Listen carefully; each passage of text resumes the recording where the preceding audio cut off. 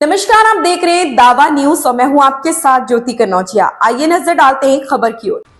BJP सांसद सुधांशु त्रिवेदी ने कहा, फ्रीज किए गए खातों का मुद्दा एक तकनीकी विषय है, संबंधित अधिकारी इसकी देखरेख कर रहे हैं। अगर फिर भी किसी को कोई समस्या है तो वह कोर्ट जा सकता है। राहुल गांधी जिस शक्ति की बात करते हैं वह अमर है, वह आम आदि शक्ति है, लेकिन वह जिस शक्ति का प्रतिनिधित्व करते हैं वो है जिसके सबसे बड़े गठबंधन सहयोगी ने सनातन धर्म के उन्मूलन पर एक सम्मेलन आयोजित किया था।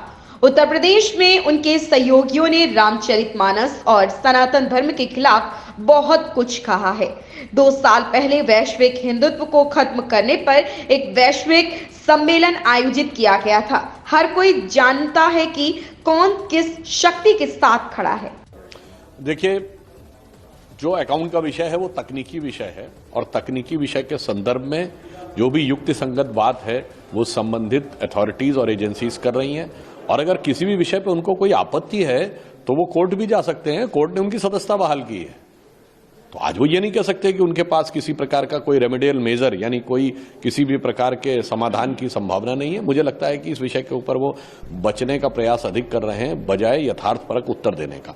जहां तक शक्ति की बात है तो मैं बताना चाहता हूं, ये बात उन्होंने कहा हिंदू धर्म में एक शक्ति है और ये शक्ति वो है जिसके लिए तुलसीदास जी ने कहा है, अजह अनादि शक्ति अविनाशी सदा शंभु अर्धांग निवासी। ये तो अनादि शक्ति है जो ना कभी उत्पन्न हुई ना कभी नाश होगी, परंतु वो जिस शक्ति का प्रतिनिधित्व कर रहे हैं वो है जिसके सबसे बड़े गठबंधन सहयोगी ने कहा था कि इरेडिकेशन ऑफ सनातन धर्म कॉन्फ्रेंस की थी, यानी बयान नहीं था, हिंदू धर्म का समूल नाश अभियान था। उत्तर प्रदेश में उनके साथ के कितने लोग रामचरितमानस के बारे में इतना सब कुछ बोल चुके हैं, हिंदू धर्म धोखा बोल चुके हैं, उनके समाजवादी पार्टी के नेता ने बोला।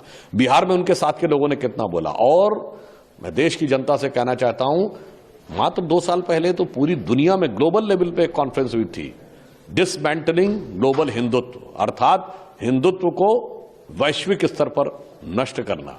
यहां कॉन्फ्रेंस होती है भारत में, इरेडिकेशन ऑफ सनातन धर्म, अर्थात हिंदू धर्म का समूल नाश करना। तो सबको पता है कि कौन किस शक्ति के साथ खड़ा है, परंतु भारत माता की आशीर्वाद से, प्रभु की कृपा से, जनता जनार्दन के समर्थन से जो शक्ति मोदी जी के साथ है उसके आधार पर हम बिल्कुल आश्वस्त हैं कि भारत की वास्तविक शक्ति का उदय होता हुआ दिखाई पड़ रहा है, जिसके लिए स्वामी विवेकानंद और श्री अरविंदो जैसे महान युग पुरुष दृष्टाओं ने कहा था।